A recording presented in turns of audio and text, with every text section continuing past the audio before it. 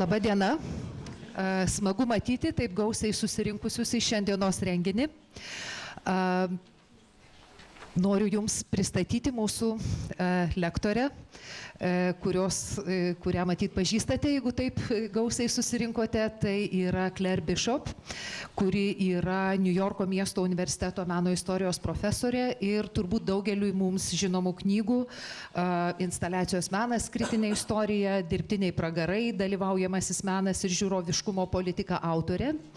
Claire šiandien skaitys paskaitą tema Déjà vu, šiuolaikinis menas ir modernizmo šmėklos. Prieš pradedant lektoriai kalbėti ir jau pasidžiaugusi, kad mūsų šiandien yra tiek daug, noriu Jūsų atsiprašyti, jeigu į paskaitos vidurį mums šiek tiek stiks oro, nes auditorija nėra pritaikyta tokiam žiūrovų kiekiui, tai teks jau mums visiems pakentėti tada šį vakarą. Taip pat noriu kreiptis į paskaitos klausytojus, kurie ne auditorijoje klauso paskaitą, o mūsų vestibiulyje. Iš tiesų, visi, kurie dar neradote savo vietos ar patogios savo vietos, galite matyti paskaitos įrašą taip pat mūsų centrinėme vestibiulyje esančiame monitoriuje. Tai tiek paruošiamosios medžiagos, linkiu Jums malonios paskaitos ir lauksime Jūsų klausimų. Claire, the floor is yours. Okay, thank you. Oh, hello.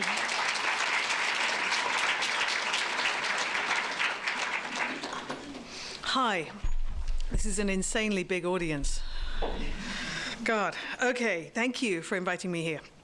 What I'm going to give you now is very much a work in progress. Is this amplified, by the way? Is that better? It's a real work in progress. As you'll see, when we get to the end, it's not really much of an ending because it's still something I'm working at. And so I really want your feedback because this is something that I'm trying to, already just from being here for a day and talking to people and doing studio visits this morning, I'm realizing that there are things I need to change about how this reads in this particular context.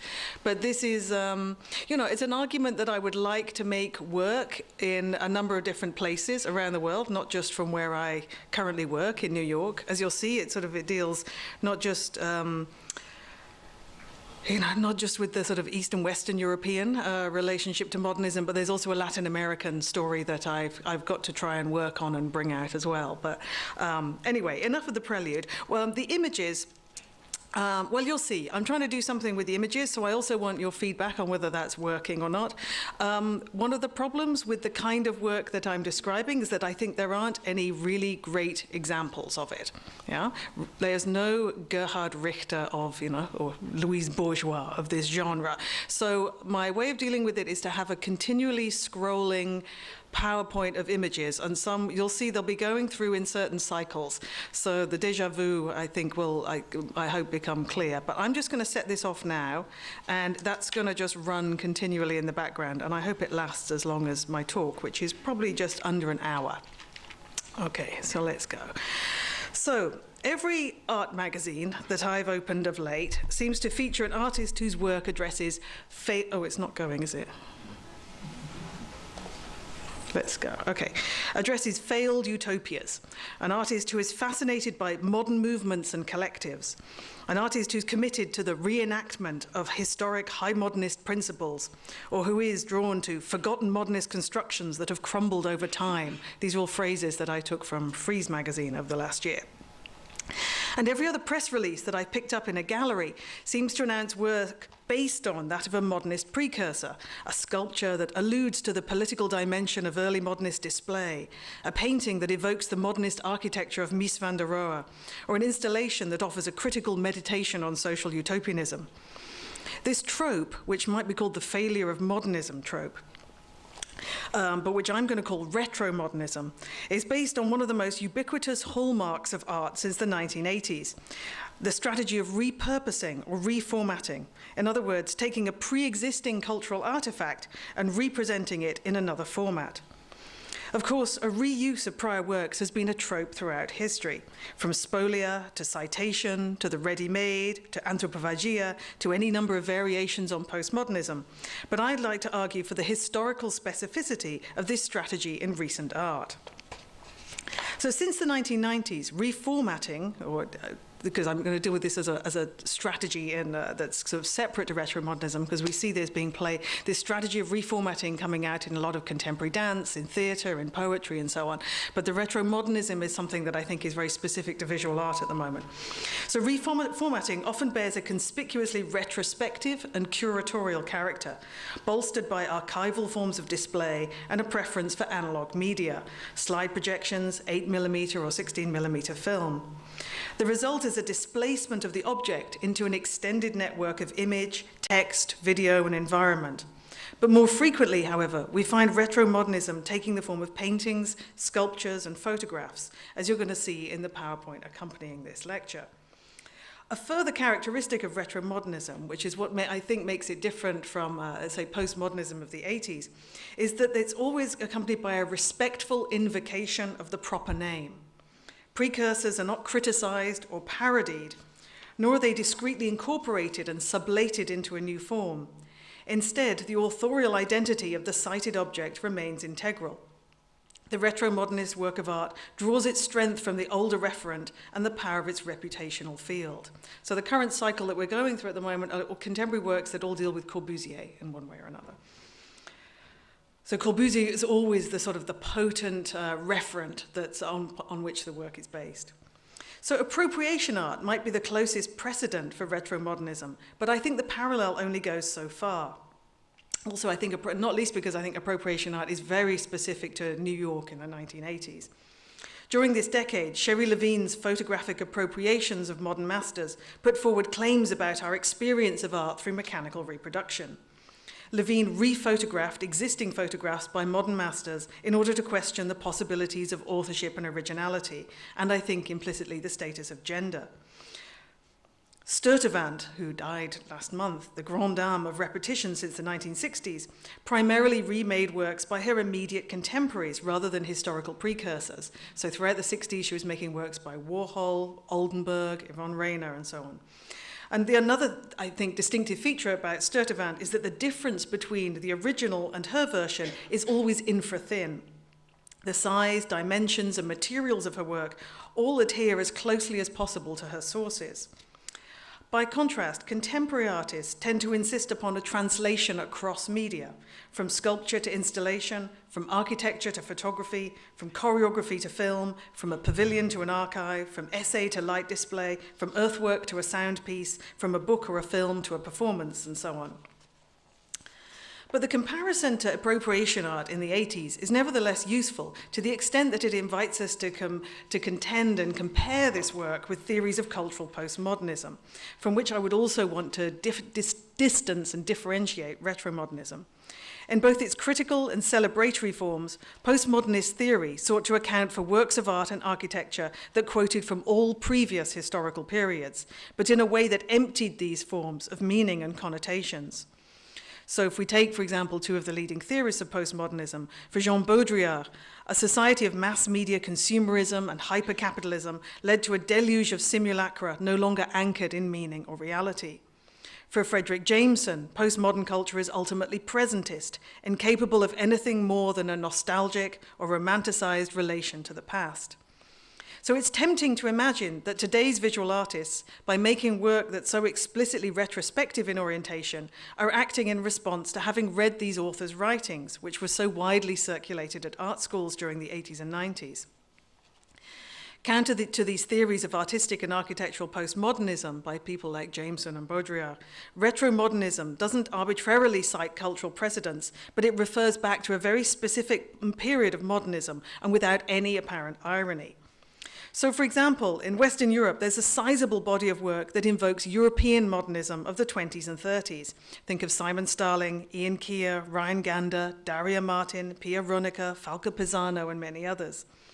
Eastern European artists, by contrast, tend to focus on the art, architecture, and design of post-war socialism as the repressed remainders of Soviet ideology. Diamantas Nakivicius here, Paulina Orlowska in Poland, and David Malkovich in Croatia have all made important contributions to this field. In Latin America, there's a sizable number of artists, such as Pedro Reyes, Damian Ortega, Alexander Apostol, or Armando Andrade Tudela, who were all fascinated with the development of tropical modernism in the 1950s and 60s. In part because I think it represents a localized response to the international style, while also implying a critique of contemporary neoliberal homogeneity, arguably the second modernity of this region. American artists, by contrast, seem more enamored with the 60s as the era of civil rights, anti-Vietnam activism, feminism, and the body politic. Think of work by Sam Durant, Mark Tribe, or Sharon Hayes. But there are an even bigger number, I think, that are fascinated by the architecture of Mies van der Rohe, Frank Lloyd Wright, Buckminster Fuller, and the case study houses by Viennese emigres in Los Angeles. And yet, regardless of the period addressed by all these artists, all share a similar historical attitude. Modernism is over and no longer contiguous with our present historical moment. So in the rest of this paper, I want to raise some questions about retro-modernism and its tendency to look backwards rather than forwards. My argument is that this tendency is largely predicated on and has come about because of the de-ideologization of modernism, even while this de-ideologization that takes on different meanings in different geographical locations, which is the bit where I want to be, like, to try and make this specific to this particular context, because I can already see that it's like completely impossible to make a general statement about Eastern Europe here, because it's this relationship to modernism, it plays out in such different ways. And I was so interested to learn earlier that artists had organized an exorcism of this building before it was converted to a gallery. This is really perfect, what I'm saying. So then, you know, what theoretical tools can we mobilize to try and understand this reformatting, repurposing, and recycling that has been so prevalent since the 90s? So I think while there have been numerous theories of cultural repurposing, it's telling that all of them focus on the technological conditions of possibility for this work rather than the ideological. So, for example, Nicolas Bourriaud's Post-Production from 2002 offers a theory of artistic recycling that focuses on a generation of young Western European artists who came to prominence in the 1990s. He argues that artists create works on the basis of existing objects, blurring the distinction between producer and consumer, creation and copy, ready-made and original. His book is replete with the digital optimism of the 1990s. Artists are akin to DJs and programmers, sampling and pirating culture, while his metaphors throughout are drawn from the music and film industries. He says that artists dub, cut, crossfade, control pitch, create playlists, short circuit, remix, and decode. In his theory, everything is available for remixing, and post-production by itself is considered to be sufficient proof of empowered agency. But when I read his book, I'm left thinking or asking the question, surely it matters which objects artists are selecting to post-produce and why? I think we find more useful answers in the field of music criticism, where there's a pessimistic, critical take on repurposing, reformatting, and recycling in Simon Reynolds' book, Retromania, from 2011. He argues that technological advances go hand in hand with dwindling creativity, and he laments a contemporary music culture obsessed with retro sounds, revivals, remakes, reunited bands, reenactments, reissued albums, and remixes. Simon Reynolds argues that this diminished creativity began with technologies of sampling in the early 1980s, but has now reached its nadir, its ultimate low point, in the mashup, where you combine two or more pre-recorded songs on top of each other when barely altering the two of them, just kind of working out what's the right BPM to play them at so that they can be as seamlessly understood at the same time. For Reynolds, the last few decades have been about impersonating and resurrecting previous moments in pop music, with the result that contemporary pop music from 2000 onwards suffers from a crippling addiction to its own history. I mean, although Reynolds is very pessimistic, it's a really compelling book, and I think it's fantastically researched, and it's a great read. I completely recommend it. But for me, the analogy with contemporary art is pretty suggestive, especially as we have increasing numbers of art fairs and biennials and commercial galleries dedicating significant space to overlooked artists from the 60s and 70s. So, for example, the Venice Biennale last year was all about resurrecting overlooked historical figures. Art fairs, I think it was Artissima in Turin that first began, like about 4 or 5 years ago, it began with a Back to the Future section where gallerists were invited to show artists from the 60s and 70s. And, biennials, which has, throughout the 90s, the rhetoric has been about capturing the zeitgeist. Now they have increasing numbers of historical figures, not just as anchoring points for the work, but as in Venice last year, as the main component of the exhibition. Again, if we move into another discipline, if we move into poetry, we find a different set of arguments around repurposing and recycling. The conceptual poet Kenneth Goldsmith, I don't know if you're aware of his work here, you probably know him more as the person who set up UbuWeb, that amazing online archive. So the conceptual poet Kenneth Goldsmith has gleefully celebrated the technological possibilities of what he calls uncreative writing, the paradoxical impossibility of suppressing self-expression. For Goldsmith, even the most rote exercise of retyping a pre-existing text will reveal your individuality. And this is actually one of the exercises that he does with students as soon as they arrive at University of Penn, which is where he's teaching. He asks them to copy a pre-existing text.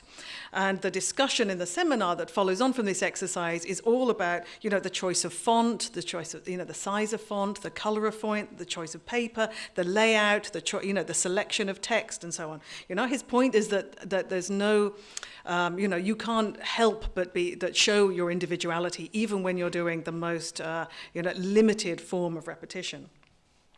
So for sure, this is a vastly reduced, centripetal form of expression compared to the vertigo of limitlessness that Reynolds seeks in the most original pop and rock music. But for Goldsmith, the possibilities of technology are endlessly fascinating and central to a renewed concept of concrete poetry.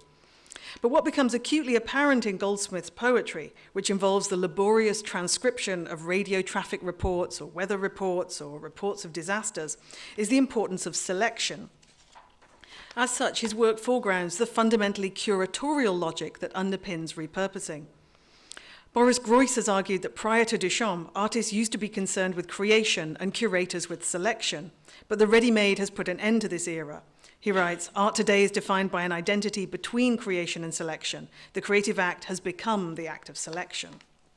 Now, I think that's a bit of an overstatement, but as always with Groys, it's a provocation and one that it's worth engaging with. I mean, he stops short. Of course, this is Groys, so he's thinking of Ilya Kabakov when he says this.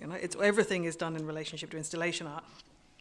So he stops short of arguing that certain strands of art today are more curatorial than others. And, crucially for my argument, he doesn't link this curatorial impulse to developments in technology. But the technological question seems crucial here. On an everyday level, it's not difficult to see the connection between the desire to juxtapose and curate objects and the technological opportunities that render this effort possible. Websites like Pinterest, Tumblr, and Flickr are designed to allow users to collect and publish original and pre-existing images and have generated large online debates about the democratization of curating. On a daily basis, we experience the closely related phenomenon of organizing and archiving files. Repetition and reformatting is crucial to this activity. We cut and paste, drag and drop, update and forward, repost and retweet. 21st century retromodernism parallels these administrative and creative procedures, but its hallmark, I think, is the paradoxical accommodation of a fascination with the past to the logic of this new digital unconscious. So what do I mean by that? I think even if art's mediums remain analog, all of this archival work, presenting little bits and pieces of paper and photographs in vitrines, or using, Super 8 or 16mm film, the organizational logic and information overload that appears within these works are entirely indebted to digital procedures and to the online availability of past imagery. The result is an expanded presentism that colonizes, or I think that risks colonizing, previous eras of mediation and renders them perpetually available for consumption. Apps such as Instagram consolidate into a single image this temporal collapse. Digital filters enable us to simulate early 20th century vignettes, Polaroids, or the gentle beige haze of 1970s photography, and effectively unmoor the correlation between an image and its place in technological history. So that's the sort of technological part. I think then when such a presentist technology follows on the back of a geopolitical rupture like the fall of communism, the historical and ideological momentum behind reformatting and retrospection in contemporary art becomes more evident. We're told over and again that the end of the Cold War heralded the demise of leftist utopian thinking. In the 1990s, or throughout the 1990s, it prompted a raft of works dealing with the post-Soviet condition in both East and Western Europe, and many of these works use archival footage or outmoded technology. In the new millennium, as global politics turns increasingly towards the right and communitarian alternatives are repressed with ever more vigor, we've seen a surge of artistic interest in utopian modernist projects. From photographs of Bauhaus architecture to sculptures referencing the geodesic domes of Buckminster Fuller to a vast body of work exploring Niemeyer and Costa's architecture in Brasilia, and you should have been through the Brasilia loop by now, and Corbusier's work in Chandigarh. So one telling lens through which to chart this historical spacing, and here I think my chance procedure of whether the images are going in sync or not with what I'm saying is probably completely gone. Have you been through the Tatlin cycle yet? Yes, okay. So one telling lens through which to chart this historical spacing is the amount of work referencing Tatlin's monument to the Third International. So the first sort of examples of this date from immediately after 1989. Yuri Avakumov's Worker and Farmer International not only quotes Tatlin's monument, but embeds it within Vera Mukina's monumental socialist realist sculpture, Industrial Worker and Collective Farm Girl from 1937. Shortly afterwards, Tatlin's monument features in Zaha Hadid's painting series The Great Utopia from 1992, made for a Guggenheim exhibition of that name. It also appears in a drawing by Cuban artist Cacho, in Michel Aubry's setting of a reconstruction of the monument to music, and in Ai Weiwei's glittering, opulent, 23 feet tall chandelier. It forms the basis of Michael Rakowitz's White Man Got No Dreaming, made out of reclaimed wood from Aboriginal homes in Australia. It features in Greek artist Kostas Velonis's reconstruction of the monument as an instrument of research for domesticity. In the 3D International by Chernyshev and Shulgin, an iPhone spiraling in the familiar form. And in Domenech's Playground, Tatlin in Mexico, and again numerous times in the work of Stodelat. From Russia to London to Cuba to Australia to China to France to Greece and Spain and back to Russia, the global proliferation of Tatlin citations is striking when we compare it to the number of works that reference the monument prior to 1989, which is basically Dan Flavin's series of 39 fluorescent tube monuments to Tatlin that date from 1964 to 90. This surge of references seems to indicate a changed relationship to art of the past. Dan Flavin turned to Tatlin's work for a model of abstract technological rigor, but by calling his own prefabricated fluorescent tubes monuments, he was clearly making a wry joke. By contrast, artists after 1989 invoked the monument to the Third International to signal something formal, but recently de-ideologized. They present it as a symbol of utopianism, the impossible beauty of revolutionary ambition, but also the melancholy of its inability to be realized. A whole narrative of 20th century socialism's rise and fall is contained within the spirals of Tatlin's proposal, which has now become the quintessential symbol of artistic utopianism. And I think it's so crucial that this symbol can only emerge and be acknowledged belatedly at a specific historical moment. Created at the outset of the revolution, the monument is only appreciated following that revolution's final demise. So in the years after 1989, utopian modernism acquires a whole new status for artists, as does historical reflection and archival research more broadly. It's no coincidence that this era was characterized by Francis Fukuyama as the end of history. In his essay of this name, first published in 1989, Fukuyama posits neoliberalism as the triumphant resolution of the Cold War impasse between capitalism and communism. So in works of art that quote, invoke, and repurpose the modernist past, therefore, artists seem to create an excess of historical spacing that reinforces this easy triumphalism as much as it questions it. Artists reach out to connect our present era to a time when utopian projects seem possible and necessary, but at the same time, the fact of reaching backwards seems to confirm, once and for all, the apparently unbridgeable distance between our present situation and the possibility of utopian thinking. So I find it informative to try and trace the emergence of this work chronologically. and I think this is the current cycle that we're going through now, is a chronological